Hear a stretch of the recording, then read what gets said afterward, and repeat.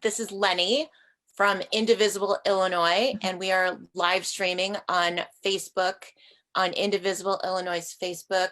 This is, I don't know how many weeks we've been doing this. We've been doing this since April to get people to think about the elections, and here it is. We're 5 days away.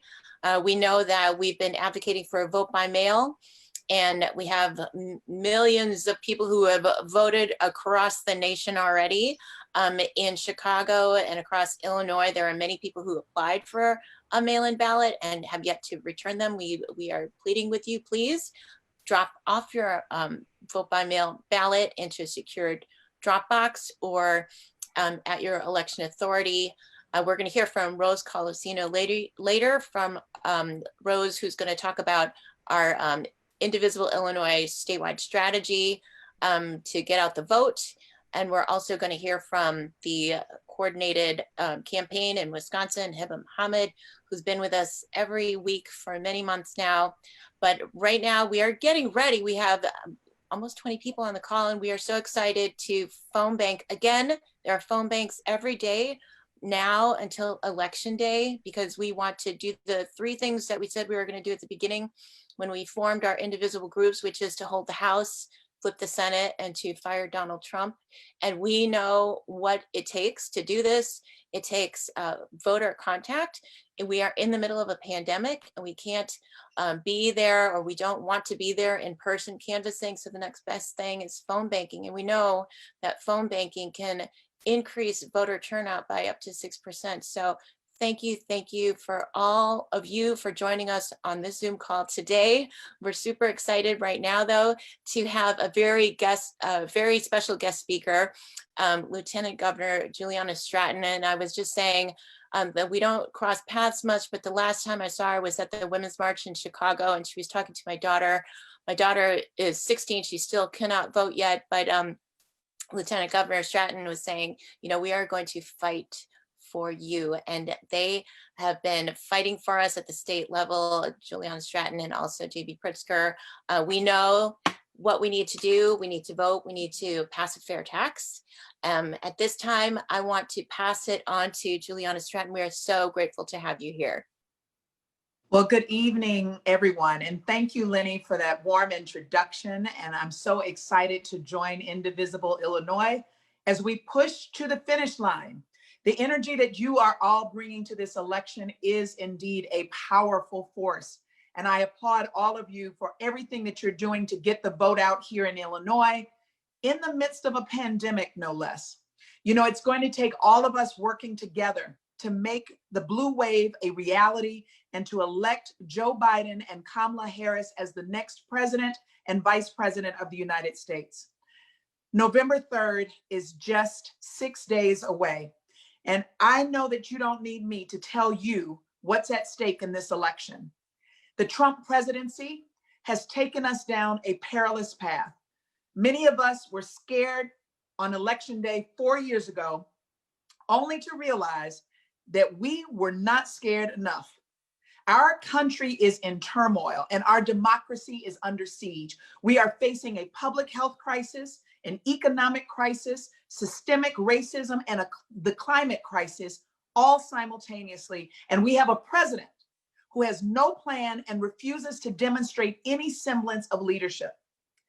Joe Biden has shown throughout this campaign and his career that he is the leader that we need right now to restore the soul of our nation and move us forward. He and Senator Harris know that there is so much work to be done, and they are both up to the challenge. Now, during every presidential year, the focus often ends up being on swing states.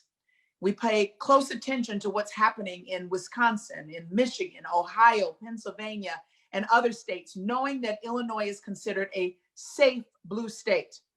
While I am very grateful that we are a stronghold for progressive policies and candidates, we cannot allow this to make us complacent or to think that our votes don't matter. Every election matters and every vote matters. And I urge you to do your research about what's on the ballot, make informed choices on candidates up and down the ticket, and make your plan to vote. And this year, as you do so, I am also asking you to support the fair tax amendment on the ballot here in Illinois. Right now, the tax system in Illinois is fundamentally unfair. The current system allows millionaires and billionaires to pay the same tax rate as frontline workers like nurses and grocery store clerks, disproportionately benefiting the wealthy and placing the burden on working families. A fair tax will drive racial and economic justice in Illinois by providing the revenue that's needed for vital services that lift people and families out of poverty. And as we work to address the budget crisis that we're facing, a continuation of a flat tax will only serve to deepen the systemic inequities that we already see all across our state. It will drive out residents and it will drive out investment in Illinois. And not only will the fair tax allow the fiscal environment in Illinois to stabilize, it will improve the economy for small businesses, help to lower property taxes, and allow us to better and more adequately fund our schools and other important programs.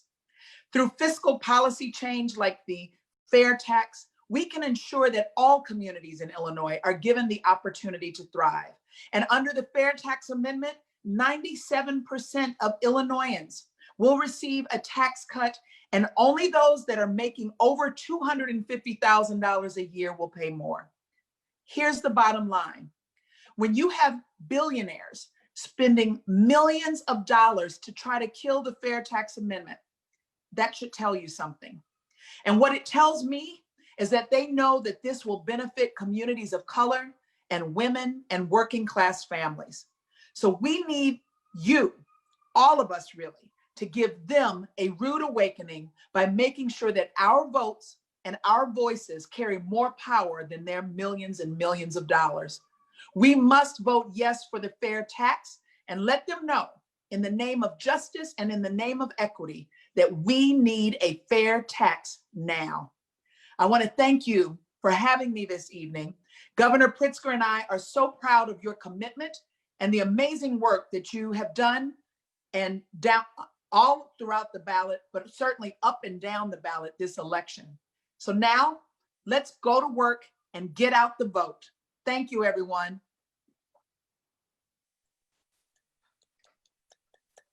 Thank you so much, Lieutenant Governor Juliana Stratton. It was such a pleasure to have you here. And yes, let's get out the vote. And in this moment, we are looking for leadership. We are not finding it in the White House. We are grateful to have it at the state level. And we're going to continue to fight hard to get out the vote today and every day until Election Day. And we also know that there's a lot to do beyond that. So thank you all for being here today. I'm going to pass it now because I know we're all very excited to Phonebank, but we're going to go through a brief training session with Nick. I'm going to pass it now to Nick. All right. Hello, everybody. So I know we have a lot of seasoned phone bankers on our Zoom call tonight. So I put the links in the chat. If you want to get started already, you can just jump right in there. Otherwise, I'm going to go through a quick training for everybody, as well as for our Facebook Live people. If you want to phone bank with us, you can just hop right in.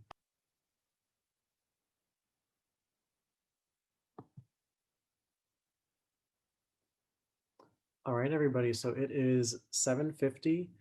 So we are going to pause for a break briefly, but for everybody that just wrapped up the first round of calls to Alabama, we are having a ton of great stuff in the chat. Lots of people are both Joe Biden voters and Doug Jones voters. Lots have already voted, but does anybody want to come off mute and tell us about some of their great calls so far?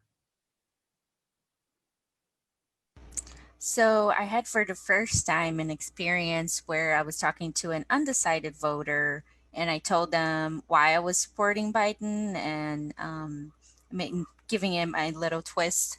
And then I asked them if that resonated with them and they said that it did and they're going to keep an open mind. So yay.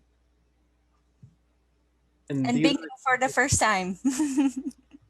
That always makes it more fun too, but you know, those conversations are exactly what we need in these last 5 days. So great work on that one. Anybody else, some great conversations they had?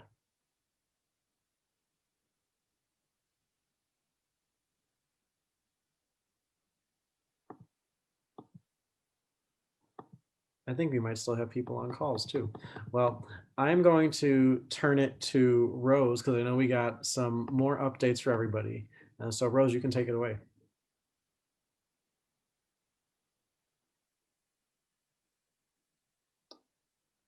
Rose, I don't think we can hear you.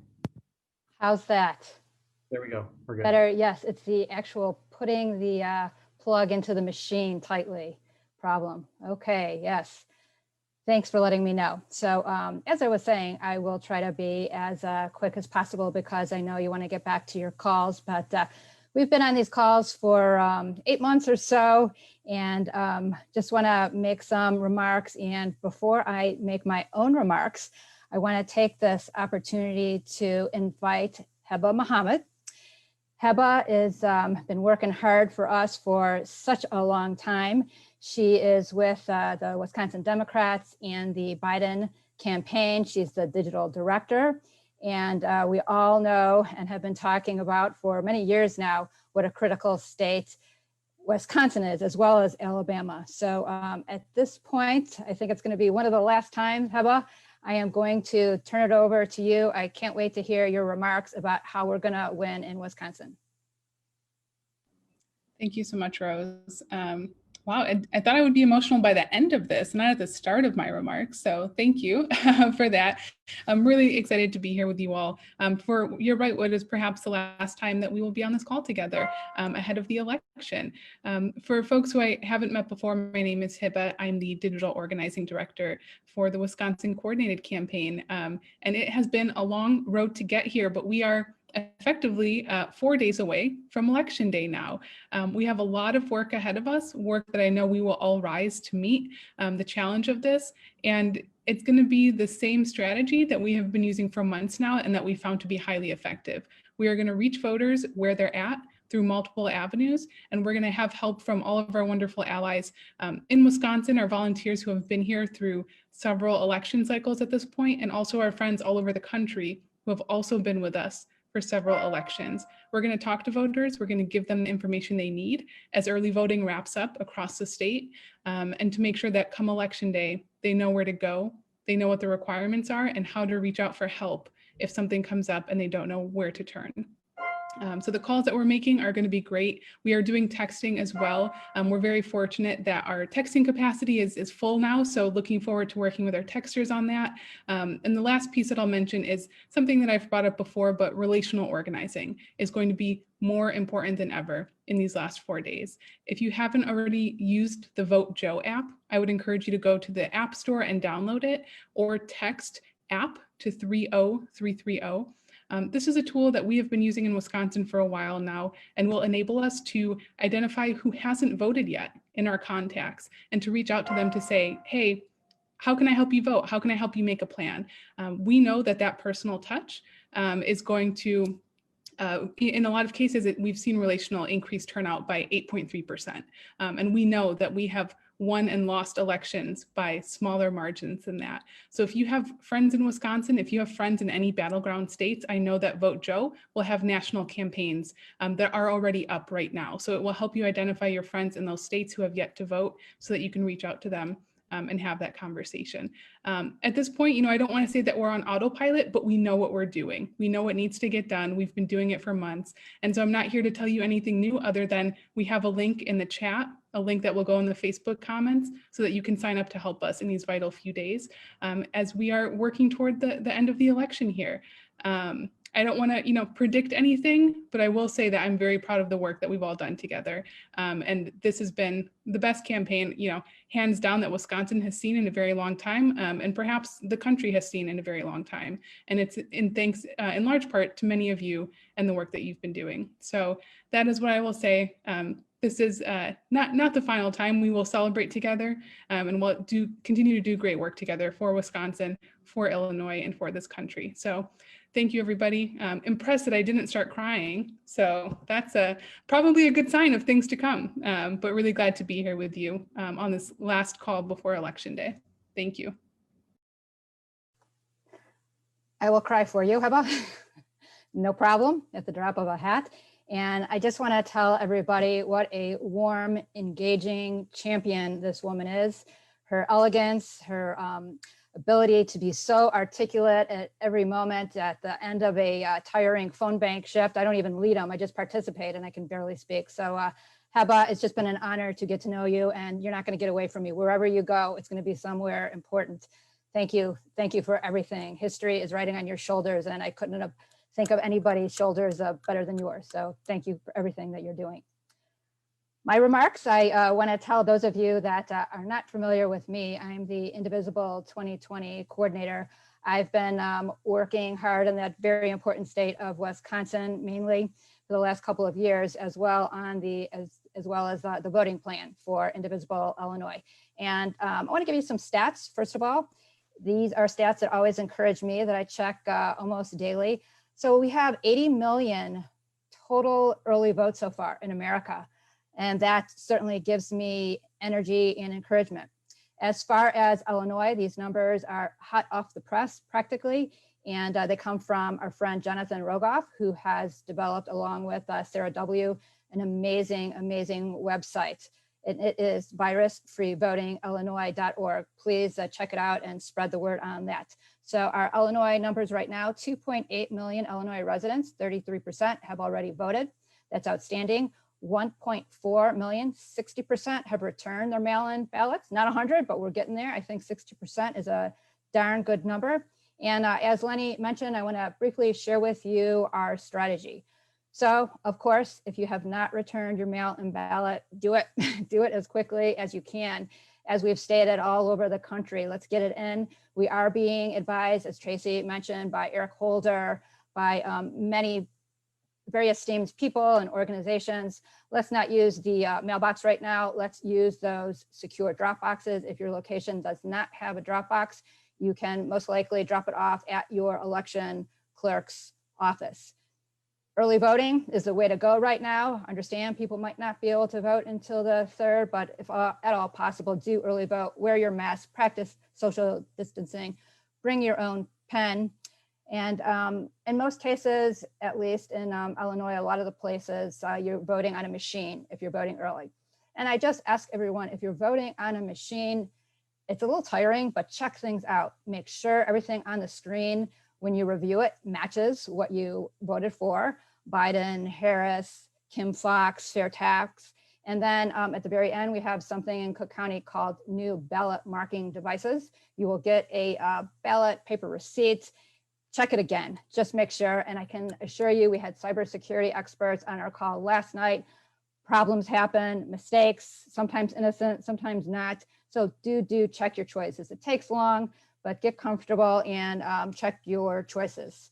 So besides that, I also want you to spread the word that we might not get our results all over the country on election day. And there's something that you can Google. And it's from Senators Duckworth and Tammy Baldwin in Wisconsin, as well as Klobuchar. And it is called the 2020 General Election Counting Votes and What to Expect on Election Day. I tried it out. If you Google that, you will find it. And I feel that it is a stress reliever because you'll find out what the process is for processing ballots as well as counting ballots. So you won't be concerned when things don't come in as possibly some people expect. The last aspect of this is really try to shut out misinformation. And if you want to participate in fighting misinformation and disinformation, I recommend Indivisible National Truth Brigade. You can look that out. I do have links that are going to be supplied to you. Also, Public Citizen has some good stuff. And this is something that I just noticed on Twitter. We were told that this might happen, but in Illinois, the United Center will serve as a voting supersite on election day. So that's really, really exciting. I think especially for our perhaps underserved communities, because that will be available. Our friend James Allen from Chicago Board of Elections told us it was coming, and it came true. So that's very, very exciting. Besides that, just really quickly, people are contacting us and wanting to know what else they can do. And we recommend election protection from Common Cause and Lawyers Committee. I have a link, Working Families Party. And for everybody across the country, please tattoo this on our foreheads, 866 our vote. If you see anything, any problems whatsoever, any concerns, questions, I've had the opportunity to get to know Ami Gandhi, who's the Illinois lead on Lawyers Committee. Kristen Clark is the national lead. Just such an amazing organization. And then the very last thing, this is something fairly new, but cybersecurity experts are also recommending that we participate in this. It's called csay2020.com. And it's a way to report voter suppression. And if you take a look at Twitter, it's at csay2020. The hashtags are hashtag csay2020, I said it, and hashtag phones up. So it's a way for you to make an incident report if you see anything. And also you can make that incident report at csay2020. That's it. Thanks for giving me your time. I appreciate it. I'm just so grateful. I don't know where I would be if I didn't have all of you knocking my head against the wall. And let's get back to those phones. Thank you so much. All right, thank you, Rose. So I'm going to put the link in the chat for everybody still doing calls. We are switching to calls for Arizona for this last hour. So we'll be calling for Mark Kelly in the Senate race out there, as well as for Joe Biden. If you are currently on Hub Dialer, just make sure you switch over. So log out and then click the new link. If you need to re-enter the campaign ID and passcode, those are also in the chat, so you can type those in manually if you need. Keep playing bingo. We will check in at the end if anybody's a winner. I know we have one already. And then we will reconvene and debrief at the 55 mark. So 8:55 if you're also on Central Time. Links are in the chat, and just keep typing in any positive conversations you're having. Let us know how things are going in Arizona.